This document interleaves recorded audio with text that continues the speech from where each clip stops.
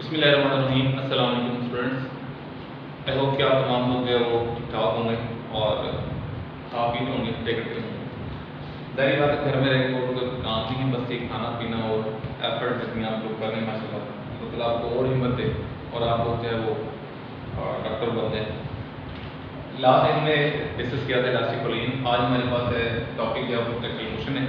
इसको हम स्टार्ट करते हैं। प्रोजेक्टाइल मोशन बड़ा इंपॉर्टेंट टॉपिक है, आपको पता है एफएससी में बड़ा इंपॉर्टेंट टॉपिक था, यहाँ पे भी बहुत ही इंपॉर्टेंट टॉपिक है। प्रोजेक्टाइल मोशन में सिंपल फर्स्ट ऑफ ऑल अगर हम डिफाइन करने से पहले आपने बुक में दो चीज़ें देखी होंगी इसकी, कि दो टाइप्स हमारे पास प्रोजेक्टाइल मोशन की ना, तो अब यहाँ पर हम दोनों को डिस्कस करेंगे। आप लोगों को अभी सवाल लेक्चर में मैं क्लियर करवा दूंगा, फिर दोनों को हमने किस तरह से लेके चलना है। फर्स्ट ऑफ ऑल अगर हम सिंपली डेफिनेशन राइट डाउन करते हैं, 2D motion, two dimensional motion under action of constant acceleration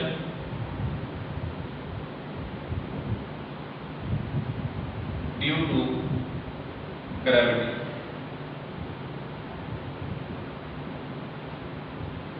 for example, A is equal to -g। ये -g क्यों आया, ये भी मैं आपको अभी जो है एक्सप्लेन करता हूँ, लेकिन पहले ये जब हम डायग्राम बनाऊंगा मैं तब इसको एक्सप्लेन कर दूंगा। उसके बाद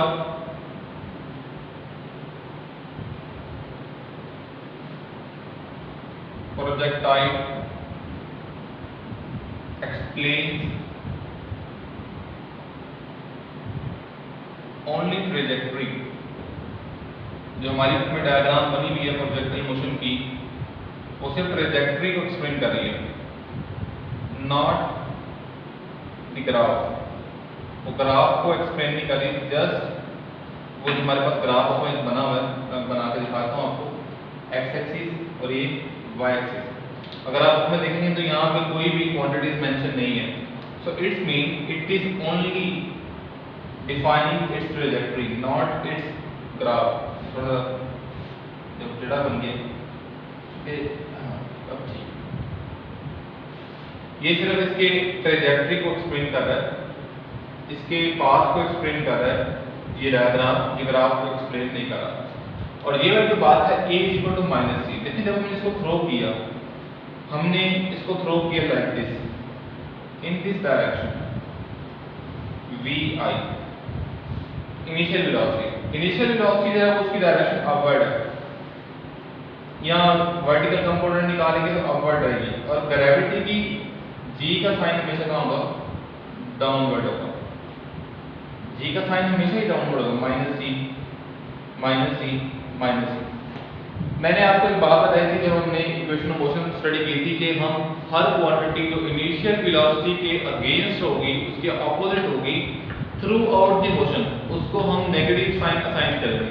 इनिशियल वेलोसिटी हमारे पास रेफरेंस है, सो इनिशियल वेलोसिटी जो है हमारे पास इसका वर्टिकल कंपोनेंट अगर हम देखेंगे तो एक्सेलरेशन जो है वो हमारे पास ग्रेविटेशनल एक्सेलरेशन है, तो वर्टिकल कंपोनेंट देखें तो वर्टिकल कंपोनेंट अपवर्ड, और ग्रेविटेशनल एक्सेलरेशन जो है हमेशा कहाँ होगा, डाउनवर्ड। सो यहाँ पे मैंने माइनस का साइन पुट किया है यहाँ पे, तो आप अपनी बात याद रखें, through out the motion -g ही इसका एक्सेलरेशन जो है वो रहेगा। तो ये इसकी जो है जस्ट डेफिनेशन। अब हम इसकी कुछ जो है वो क्वांटिटीज हम डिस्कस करते हैं जो हमने बुक में भी देखी है। First of all acceleration, number 2 acceleration, number 2 distance covered, number 3 velocity. ये अब हमारे पास कैसे कैसे होंगी, कैसे हमने मेजर करनी है। जाहिर बात है इसमें हमारे पास 2 डायमेंशनल मोशन है, एक हॉरिजॉन्टल है और एक वर्टिकल है। तो यहाँ पर भी हम हॉरिजॉन्टल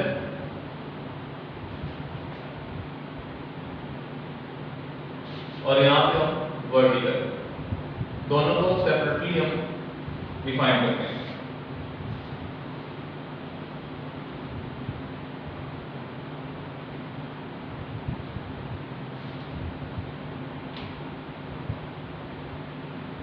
तो ये आपके पास एक टेबुलर फॉर्म बनेगी, that is good. Acceleration horizontal में देखें तो हॉरिजॉन्टल में ए एक्स जो है वो 0 होता है, नेट फोर्स या फोर्स फॉलो एक्स एक्सिस भी 0 होती है। क्यों? हम आइडियल केस ले लेते हैं, ignoring air friction, ignoring air friction. Vertical की बात करें तो वर्टिकल में एक्सेलरेशन ड्यू टू ग्रेविटी होता है, A Y is equal to minus C and F Y is not equal to 0। अगर हम ये बात करें कि हमने जो है वो एक्सेलरेशन को सारा मैं बता दूंगा नेगेटिव का कैसे है। दूसरा हमारे पास है डिस्टेंस। डिस्टेंस हमने जो है वो कैसे कैलकुलेट किया, हमारे पास इक्वेशन जो है s is equal to v I T plus half A T square से। a चूंकि x में 0 है तो इसका सिंपल बन जाएगा s is equal to v x into t. अगर हम s को r से जो है वो रेंज से नोट कर, ये बनेगा वी एक्स इंटू टी। और अगर हम यहां पे बात करें तो यहां हमारे पास V I T plus half A T square. और अगर हमारे पास ये तब होगा if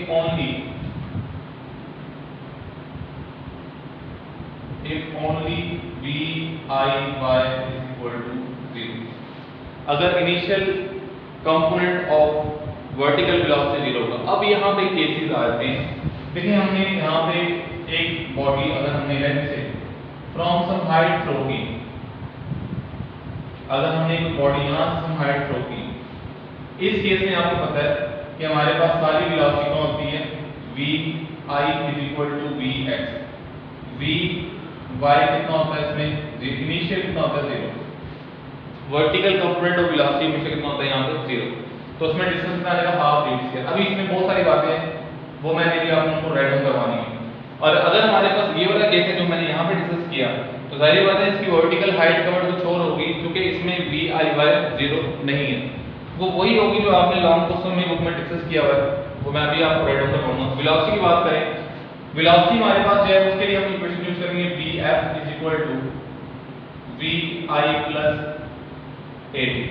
तो यहाँ पे एक्सेलरेशन 0 है तो इट्स मीन कि final velocity is equal to initial velocity. तो यहाँ हमारे पास vfx is equal to vi cos theta, ये तो चेंज नहीं होगा। यहाँ पे बात करें अगर तो यहाँ पे अब हमारे पास वर्टिकल कंपोनेंट का एक्सेलरेशन 0 नहीं है, तो हमारे पास यहाँ पे फाइनल वेलोसिटी चेंज होगी। अब यहाँ पे पहले अगर बात करें कि इनिशियल कंपोनेंट कितना होगा, तो that is equal to vi sin theta. अगर इस केस की बात कर रहे हैं, इस केस की बात कर रहे हैं, तो इसमें याद रखें कि यहाँ पे theta is not equal to 0 और यहाँ पे स्टार्ट में थीटा किसके इक्वल है, 0 डिग्री। अब यहाँ पे वो केसेस बनेंगे जो मैं आपको बताना चाह रहा था, और जो आपको मैंने बताया था यहाँ पे शुरू में कि दो टाइप्स की प्रोजेक्टाइल मोशन है। एक तो वो है जब हम हॉरिजॉन्टल से किसी एंगल से फेंकते हैं लाइक दिस, एक वो है जो हम किसी हाइट से हॉरिजॉन्टली थ्रो करते हैं, ये किसी सम एंगल से हॉरिजॉन्टल के साथ बन रहा है, और यहाँ पे हम हॉरिजॉन्टल से इस तरह थ्रो कर रहे हैं जिसमें vertical component of velocity initial क्या होगा, 0। अब यहाँ पे तो हमारे पास यही वाली स्टेटमेंट, यही वाली initial velocity vi is equal to vi y is equal to vi sin theta. और यहाँ पे क्या होगा, यहाँ पे अब हमारे पास क्या बचेगा, vi y is equal to 0। Final क्या होगी, फाइनल दोनों केसेस में यहाँ पे अगर हम देखें vf y vi sin theta minus gt। और चूंकि अब हमारे पास यहाँ पे इनिशियल वेलोसिटी 0 थी, तो vi sin थीटा कितना हो जाएगा, 0। तो यहाँ पे आपके पास vfy is equal to gt। ये फॉर्मूला आप लोगों ने पढ़ा होगा, ये वाला फॉर्मूला आप लोगों ने नहीं पढ़ा होगा। तो ये स्टूडेंट्स आपने बात याद रखनी है, ये b f y equal to g t कब यूज होगा, और मैं इसका भी एक एमसीक्यू आप लोगों को करवाऊंगा अभी। तो ये सारी आपने चीजें याद रखनी है, बड़ी सिंपल सी बातें जो आप लोगों ने फर्स्ट ईयर में भी स्टडी की हुई है। उसके बाद अगर आप लोग देखें तो हमारे पास मैग्नीट्यूड ऑफ वेलोसिटी की बात करें, magnitude of velocity at any instant या फाइनल, तो वो हमारे पास क्या होगा, that will be the under root square v F x square plus v F y square. अब वी एफ एक्स तो इनिशियल वाला ही होगा, उसमें तो कोई मसला नहीं है। वी एफ वाई अब आपने ये देखना होगा एमसीक्यूज की स्टेटमेंट से कि कौन सा आपके पास केस है, या तो देखना है कि क्या वो हॉरिजॉन्टल से थ्रो किया गया किसी सम एंगल से, या वो किसी हाइट से हॉरिजॉन्टली थ्रो किया गया, ये आप लोगों ने देखना है, उसके अकॉर्डिंग आप v F y value put करते हैं। उसके बाद अगर एंगल देखें, फॉर एंगल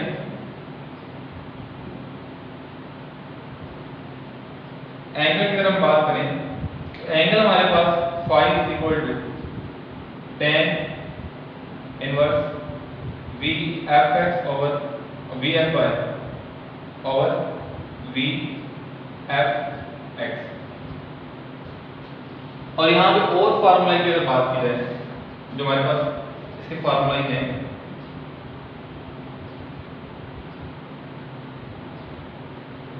इसकी और फार्मूला है फॉर हाइट, नंबर 1 हाइट का फॉर्मूला पड़ा v i square sine square theta over 2g, ये भी आप लोगों को याद रखना है। ये किस इक्वेशन ऑफ मोशन से है, ये थर्ड इक्वेशन ऑफ मोशन से है, थर्ड इक्वेशन ऑफ मोशन।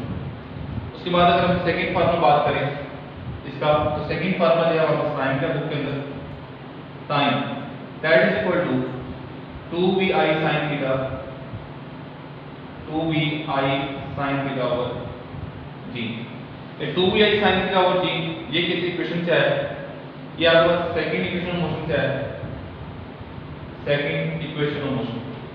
उसके बाद हमारे पास रेंज का फार्मूला है, range r is equal to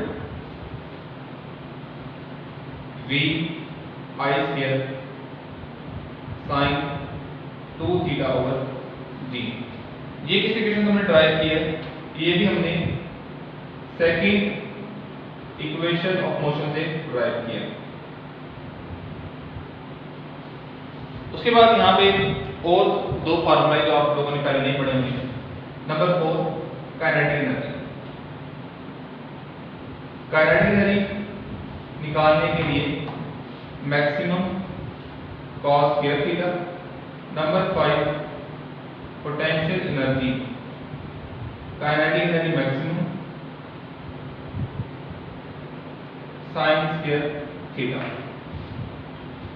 students यहाँ पे हमें इसके प्रूफ नहीं चाहिए, अगर आप लोगों को प्रूफ की जरूरत है तो आप लोग नेट से सर्च आउट कर सकते हैं, या सिंपल इजी कोई डिफिकल्ट नहीं है, मैं आपको भी इसके प्रूफ करवा दूँ।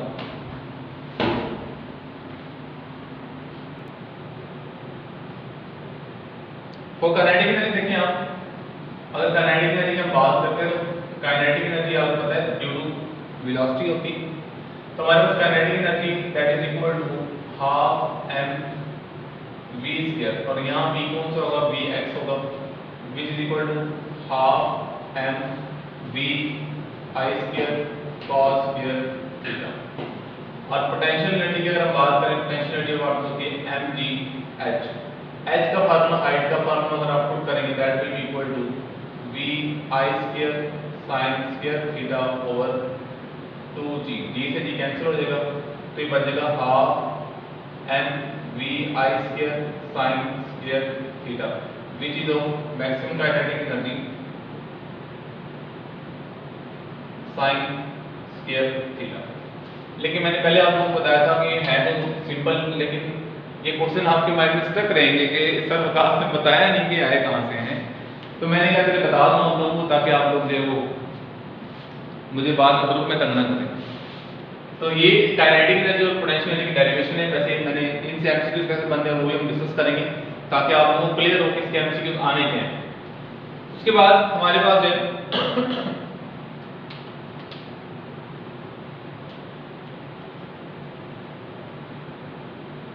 कुछ इसके फैक्ट्स हैं। फैक्ट्स क्या हैं कि हाइट कब मैक्सिमम होगी, रेंज कब मैक्सिमम होगी, टाइम कब मैक्सिमम होगा। तो उसके लिए h maximum at theta is equal to 90 degree. Number 2 time maximum at theta is equal to 90 degree. Number 3 range maximum at theta is equal to 45 degree. तो सारी इक्वेशन जो फार्मूला है उनसे आप लोग देख सकते हैं और इनके आप लोगों ने रिलेशन बनाना नहीं भूलने। हाइट हमारे पास होती है h is equal to v i square sine square theta over 2g। अब यहाँ पे जो h not representing the maximum it will sine square theta. h is equal to h maximum, height और मैक्सिमम हाइट का आपस में ये relation बनेगा। टाइम की बात करते हैं तो टाइम और टाइम मैक्सिमम t नॉट, इसका formula 2vi sin theta over g। अब यहाँ पे 2vi ओवर g t नॉट आ जाएगा और यहाँ पे सिंपल आ जाएगा sin थीटा।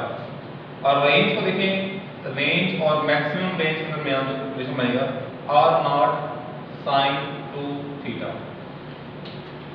तो ये हमारे पास कुछ फैक्ट्स हैं जो आप लोगों को याद रखने हैं। उसके बाद हम बात करते हैं रेंज वर्सेस हाइट। रेंज और हाइट में क्या क्या रिलेशन है, क्या क्या उसमें डिफरेंट है, क्या क्या उसमें सिमिलरिटीज हैं, वो हम देखते हैं। Number 1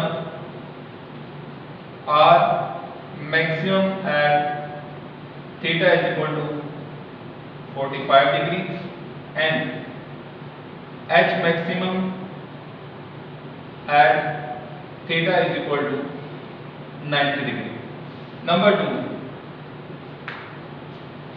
if theta is less than 45 degree तो r क्या होगा, r जो है वो डिक्रीज होगी और हाइट भी क्या होगी, हाइट भी डिक्रीज होगी, दोनों ही लेस होंगे। अगर थीटा 45 डिग्री से छोटा है तो प्रोजेक्टाइल की हाइट और रेंज दोनों ही लेस होंगे। नंबर 3 और अगर थीटा 45 डिग्री से बड़ा है तो फिर क्या होगा, फिर रेंज जो है वो भी लेस हो जाएगी बट हाइट जो है वो मोर हो जाएगी, हाइट बढ़ जाएगी। नंबर 4 आखिरी पॉइंट है इसका लेकिन है बड़ा इंपॉर्टेंट इसलिए मैं इसको ऊपर लेके जा रहा हूं। Number 4 point r is equal to है h। रेंज और हाइट इक्वल होंगे कब, जब थीटा जो है होगा at theta is equal to 76 degree. और ये आपकी बुक में एक एमसीक्यूज भी है और सर न्यूमेरिकल भी है। उसके बाद जो रिलेशन है 4h is equal to r tan theta, ये भी आप लोगों ने याद रखना है। और यहां से अगर हम थीटा की वैल्यू निकालें तो थीटा यहाँ पे अगर हाइट और रेंज इक्वल है तो यहाँ पे आप लोगों ने यहाँ से आप थीटा निकाल सकते हैं इनवर्स बाय 4 तो करेंगे तो 76 डिग्री आंसर आ जाएगा। तो ये सारी बातें आप लोगों को याद रखनी है। उसके बाद अगर हम अबाउट टाइम देखें, टाइम में क्या प्रॉपर्टीज हैं। अबाउट टाइम, टाइम का जो फॉर्मूला है t is equal to 2vi sin theta over g। It is for complete trajectory like this. अगर हम हाफ ट्रेजेक्टरी की बात करें फॉर हाफ ट्रेजेक्टरी तो ये यहां से यहां पहुंचा, इसके लिए टाइम है वो कितना होगा, for this time will be t1 कितना होगा, that is equal to vi sin theta over g। और अगर हम सेकेंड हाफ की बात करें लाइक दिस, इसके लिए टाइम होगा यहां तक, दैट विल बी t2, और वो कितना होगा vi sin theta over g। आप सिंपली ये भी कह सकते हैं टाइम टू रीच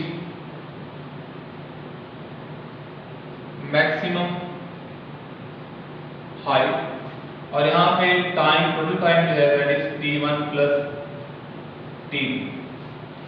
और यहां पे स्टूडेंट्स एक बड़ा important relation between time and height,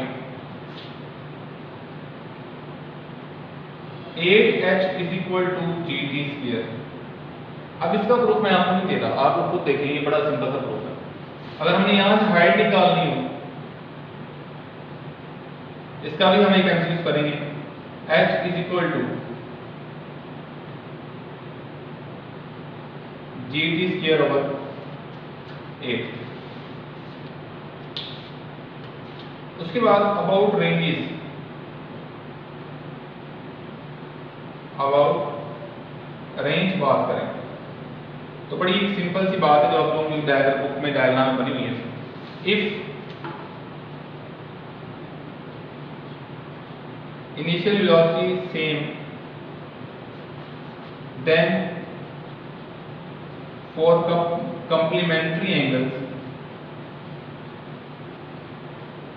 complementary angles कौन से होते हैं जिनका सम 90 डिग्री होता है, complementary angles θ1 plus θ2 is equal to 90 degree, ranges are same, उनके लिए रेंजेस क्या होती हैं, सेम होती हैं। ये आपकी बुक में एक न्यूमेरिकल भी है, अगर डायग्राम बना के देखें इसको तो डायग्राम भी आपके पास इसमें बनी हुई है। ये हमारे पास जो है वो दो एक्सिस, इसमें हमने एक प्रोजेक्टाइल थ्रो किया है जैसे विद 30 डिग्री एंगल, और दूसरा हमने थ्रो किया विद 60 डिग्री लाइक दिस। तो इसमें अगर आप लोग देखें दोनों एंगल से रेंज जो है वो इक्वल है, but height is different, height जो है वो डिफरेंट है। यहाँ हाइट का रिलेशन भी पूछा जा सकता है कि बताएं अगर हमने एक एंगल एक प्रोजेक्टाइल 30 डिग्री पे और एक 60 डिग्री पे थ्रो किया है तो उनकी रेंज हाइट की रेशियो क्या होगी, तो आप क्या फार्मूला यूज करेंगे, आप ये वाला फार्मूला इनकी रेशियो लेंगे। कैसे लेंगे, ये 4h1r1 tan θ1 यहां से आप लोग निकालेंगे। अगर मैं बात करूं तो पहले वाले की 30 वाले की इक्वेशन, जरा समझिए इसको, जरा टेंशन चाहिए आप लोगों की। अगर हम इसको 30 डिग्री के लिए लिखें तो लिखा जाएगा 4, और मैं कहूं अगर 30 डिग्री की हाइट है h30, रेंज है उसकी r30 tan 30 डिग्री। अब हम इसको डिवाइड कर दें, 4h60 r60 tan 60। अब जहां जब जो इक्वल वैल्यूज है हम कट कर दें, सिंपली 4 4 से कट गया, r30 और r60 इक्वल कट गया, h30 h60 बच गया, h30 h60 की आपने रेशियो निकालनी है, h30 ओवर h60। tan 30 कितना होता है, tan 30 1/√3, tan 60 कितना होता है, tan 60 इज जस्ट √3। तो ये h30 और h60 आ जाएगा 1:3, और you can say that h60 is 3 times than h30। जो हमने प्रोजेक्टाइल 30 और 60 डिग्री पे थ्रो किया है, अगर इसकी हाइट ऐसे 10 मीटर है तो 60 डिग्री वाले एंगल से जो हमने प्रोजेक्ट किया उसकी हाइट कितनी होगी, उसकी हाइट 3 टाइम्स ज्यादा होगी, 30 मीटर होगी। स्टूडेंट्स ये सारा जो है इसके बारे में था। तो नेक्स्ट हम जो वो डिस्कस करते हैं अबाउट इट्स एमसीक्यूज, ये भी एक एमसीक्यूज है, बाकी यहाँ से बहुत सारे एमसीक्यूज है जो हम अभी डिस्कस करते हैं।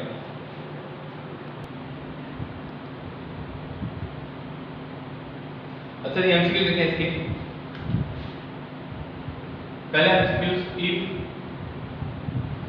A ball of 200 gram is thrown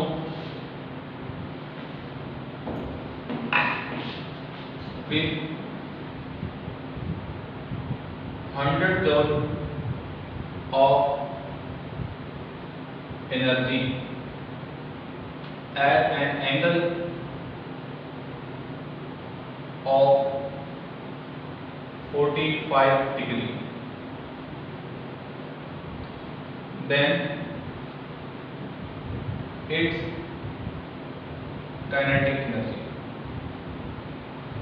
अब हमने एक 200 ग्राम की बॉल है, हमने वो थ्रो की और इसके ऑप्शन में हमारे पास alpha option that is 100 joule, beta option 50 joule, Charlie option 75 joule, delta option 25 joule.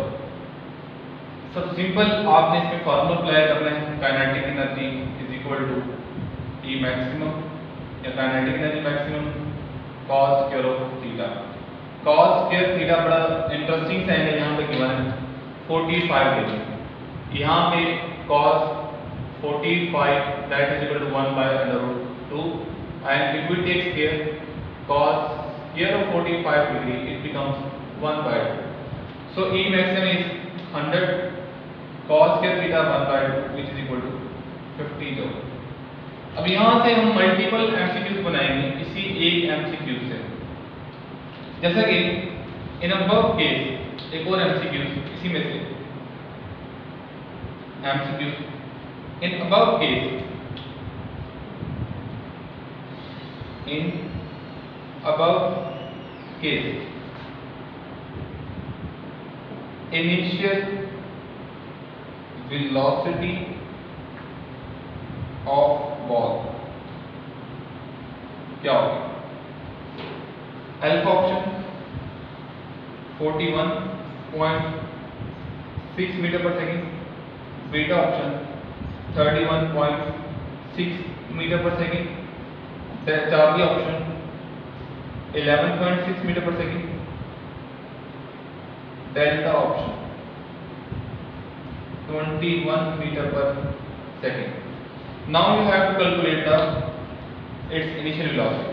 Initial velocity की बात करें that will be equal to 100 joule is equal to half mv square। मैं थोड़ा सा यहाँ पे स्पीडली से चल रहा हूँ कि बहुत सारे एमसीक्यूज हैं और मैं चाहता हूँ आज हमारा इक्वली जो हमारा टॉपिक भी साथ ही हो जाए।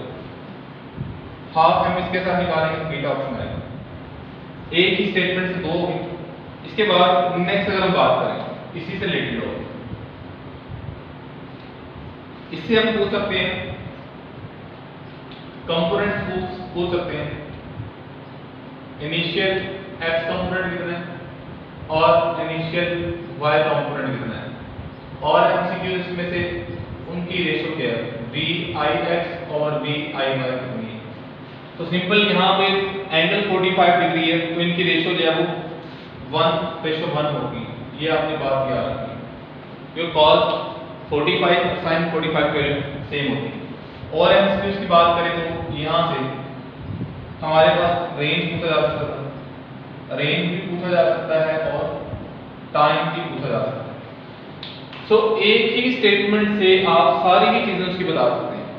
उसकी आप काइनेटिक एनर्जी बता सकते हैं, पोटेंशियल एनर्जी भी बता सकते हैं, काइनेटिक एनर्जी और पोटेंशियल एनर्जी की रेशो भी बता सकते हैं, उसकी इनिशियल वेलोसिटी बता सकते हैं, उसकी इनिशियल वेलोसिटी का x कंपोनेंट y कंपोनेंट बता सकते हैं, उनकी रेशो बता सकते हैं, आप उसके रेंज और टाइम बता सकते हैं। नेक्स्ट एमसीक्यू देखें आप लोग, a projectile throne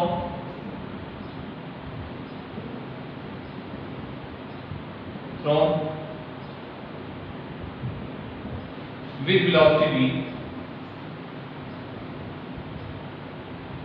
attains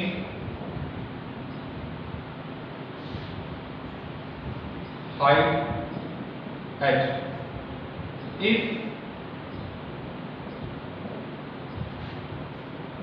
it is thrown with velocity 2v,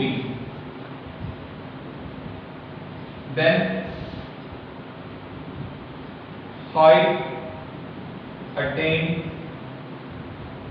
will be, तो फिर हाइट कितनी अटेन होगी? Alpha option h, beta option 2h, Charlie option 4h, delta option 6h। तो स्टूडेंट इसमें पहले आपको हाइट और वेलोसिटी का रिलेशन देखना पड़ेगा। हाइट का फॉर्मूला क्या है हमारे पास? हाइट का formula h v I square sin square theta over 2g। यहाँ पे हाइट का रिलेशन है वेलोसिटी के साथ, वो है स्क्वायर के direct h is proportional to v square. अगर वेलोसिटी 2v होगी है तो दैट इज 2 टाइम का स्क्वायर, 2 का स्क्वायर लेने का बनेगा 4h। So 4h is the correct option. एक और एमसीक्यू देखिए next.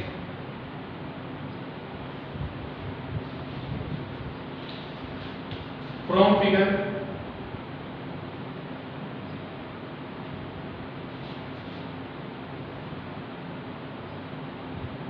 calculate the range of projectile।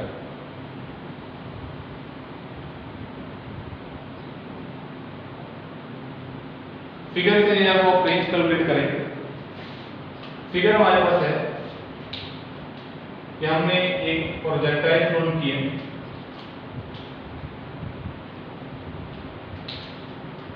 इसमें इसकी वेलोसिटी है उसे कंपोनेंट हमें गिवन है। ये वाला कंपोनेंट हमें गिवन है 5 मीटर पर सेकंड और ये वाला कंपोनेंट हमें गिवन है 6 मीटर पर second. Now we have to find the range. Alpha option हमारे पास है, ऑप्शन देखें आप। Alpha option 10 metre,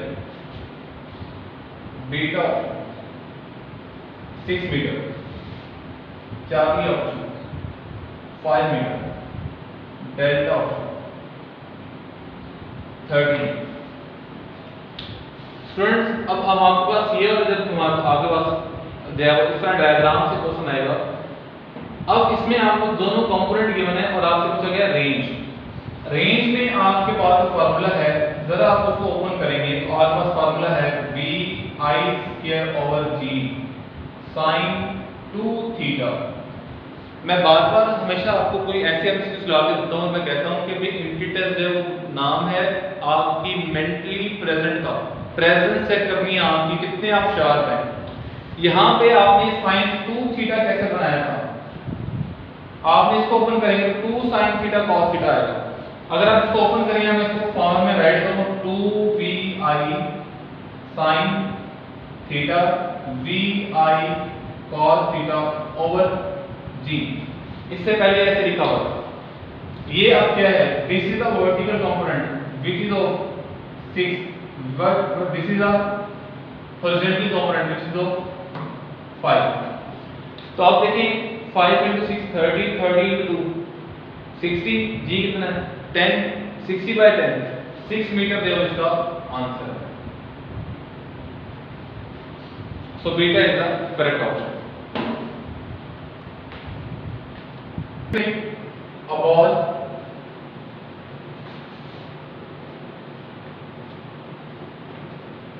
is projected from the top of a tower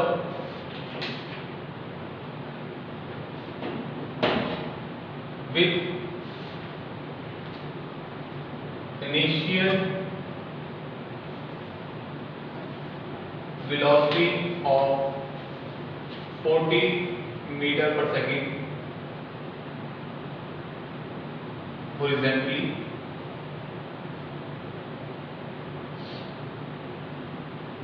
after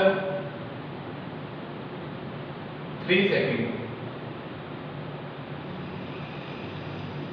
find its velocity। Alpha option आपके पास का 50 मीटर पर सेकंड, बीटा ऑप्शन 30 मीटर पर second, Charlie option 60 metre पर सेकंड, डेल्टा ऑप्शन 20 मीटर पर second. Students अब ये वही MCQ मैंने आपको बताया था कि आपने पहले जज करना है कि ये केस कौन सा है। यहाँ पे from the top of tower initial velocity horizontally, it's mean के बॉल जो हमने फेंकी है वो हमने ऐसे फेंकी है लाइक दिस। अब इसके लिए formula Vf is equal to Vx plus GT square, Vx का स्क्वायर प्लस GT का स्क्वायर। तो Vx आपके पास कितना है 40, G कितना है आपके पास 10 मल्टीप्लाई बाय 3, तो ये 40 square plus 30 square, 40 square plus 30 square, it is a very well known square root square with square addition with square root. इसमें आपके पास आंसर जाएगा दैट विल बी 50 मीटर पर second. So alpha is the correct option. MD CAT के में paper test paper में बहुत ऐसा होता है कि कैलकुलेशन बहुत हार्ड होता है कि कैसे में होता है, यहाँ पे कैलकुलेशंस होती हैं वो ट्रिकी होती हैं, कोई ना कोई उसमें जुगाड़ लग रहा होता है, वैसे जुगाड़ नहीं जैसे हमारे पॉलिटिशियन लगाते हैं, यहाँ पे कोई ना कोई ऐसा हमारे पास ट्रिक चल रहा होता है जिससे कैलकुलेशन इजीली हो जाती है। तो ये बात आपने याद रखनी है। नेक्स्ट एमसीक्यू आप लोग देखें,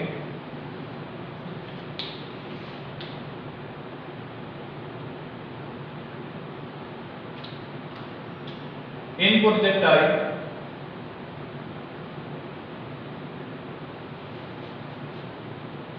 potential energy is equal to kinetic energy at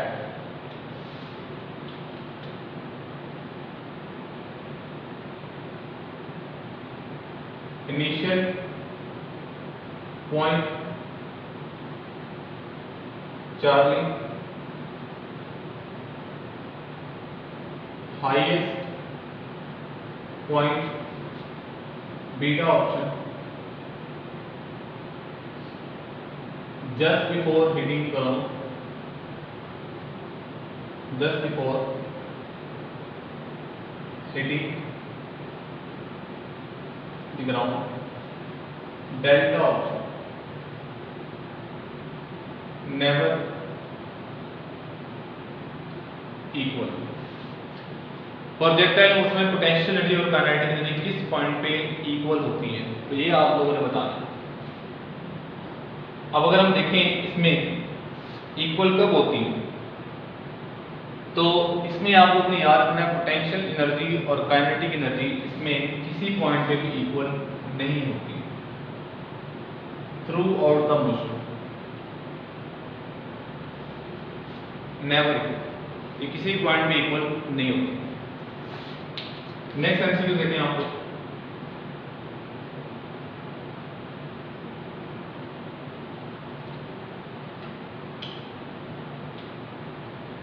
बल्कि इसमें नेवर इक्वल टू है, आप नन ऑफ दिस का ऑप्शन करेंगे, नन ऑफ दिस, क्योंकि अभी हमने एक एमसीक्यू स्टार्ट भी किया था, उसमें हमने जो है प्रोजेक्टाइल 45 डिग्री एंगल से फेंका था, तो उसमें पोटेंशियल एनर्जी और काइनेटिक एनर्जी इक्वल थी। हाँ, इसमें ये होता है, ये जो पॉइंट गिवन है मुझसे ऑप्शन में मिस्टेक होगी, डेल्टा नन ऑफ दिस आएगा, नेवर का नहीं आता। इनिशियल पॉइंट पे भी नहीं होती, क्योंकि जब आप थ्रो करेंगे तो आपके पास इनकी वेलोसिटीज पे डिपेंड करता है कि केस कौन सा है, तो इसका ऑप्शन नन ऑफ दिस आएगा। नेक्स्ट अगर आप देखें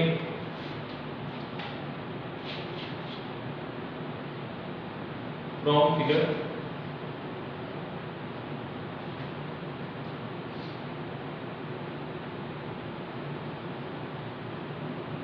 relation between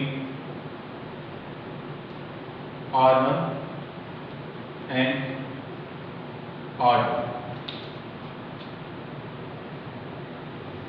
हमारे पास diagram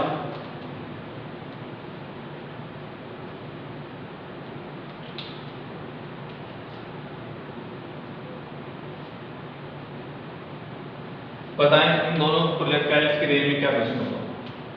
alpha option R1 is equal to 2, R2, beta option 2R1 is equal to R2, Charlie option R1 is equal to R2, delta option 4R1 is equal to 3R2।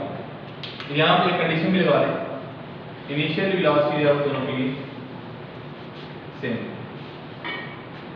From figure relation between R1 और R2 आपको बताना है, और ये आपके पास conditions given है। अब अगर देखिए हमारे पास एंगल हमेशा जो है वो एक्स एक्सिस से लिया जाता है, so it's angle is 60 degree.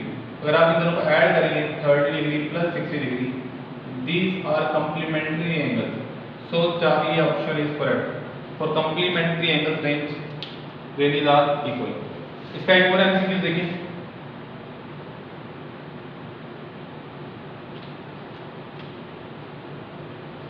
if range of projectile is 10 meter, projecting at an angle of 45 degree, then its height, फिर बताएं इसकी हाइट क्या होगी। Alpha option 5 metre, beta option 2.5 metre, Charlie option 10 metre, delta option 20 metre. तो student इस case में आपको वो वाला फार्मूला याद रखिए, 4h = r tan थीटा। और ये एंगल गिवन है, ये बड़े मजे का एंगल गिवन है, tan 45 पे 1 होता है, तो यहाँ से h = r/4, 10/4 that is equal to 2.5, tan 45 degree is equal to 1, so its correct option is beta। तो स्टूडेंट्स ये हमारे पास है वो इसके MCQs।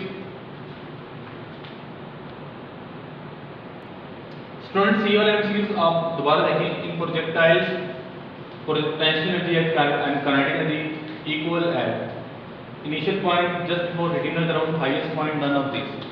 इसमें हमारे पास एक एंगल ऐसा है जहां पे इनिशियल पे सिर्फ इनिशियल पॉइंट पे दोनों एनर्जी बराबर होंगी। वो देखें कैसे। हमारे पास है वो kinetic energy that is equal to kinetic energy maximum cos square theta and potential energy is kinetic energy maximum sin square theta। ये होती है।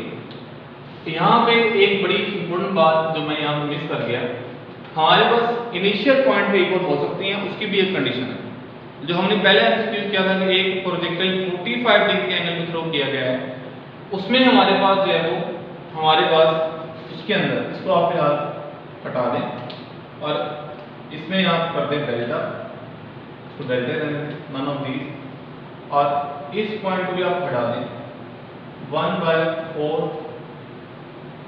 पार। अब मैं इसको आपको ब्रेक करता हूं कि एक केस ऐसा है जिसमें इसकी काइनेटिक और पोटेंशियल एनर्जी इक्वल होंगी।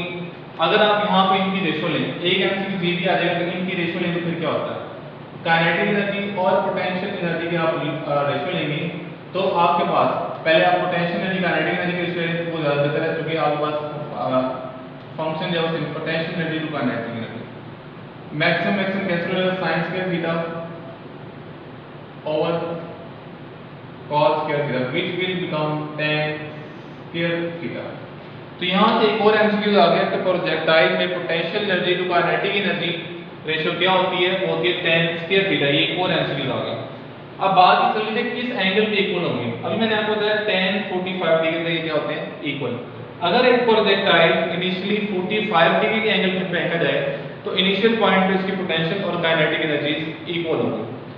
बाद में कहीं पे भी एंगल 45 डिग्री नहीं होगा, अगर हम 45 डिग्री से फेंकते हैं तो उसमें हमारे पास इन रियल लाइफ हम जिस एंगल से थ्रो करेंगे इनिशियली उस पॉइंट पे अगर 45 है तो ये इक्वल, अदरवाइज इन तमाम पाथ पे एंगल इक्वल नहीं होगा, एंगल 45 डिग्री नहीं होगा। अगर किसी कहीं पे एंगल 45 डिग्री है तो फिर potential energy kinetic energy equal होंगी, अदरवाइज इक्वल नहीं होंगी।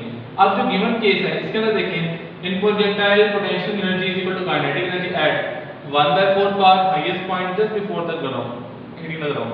तो इसमें हमें कंफर्म नहीं है एंगल कौन सा, एंगल 45 डिग्री यहाँ पे नहीं है। सो इसमें जो हमारे पास मोस्ट सुटेबल आंसर बन रहा है वो बन रहा है नन ऑफ दीज।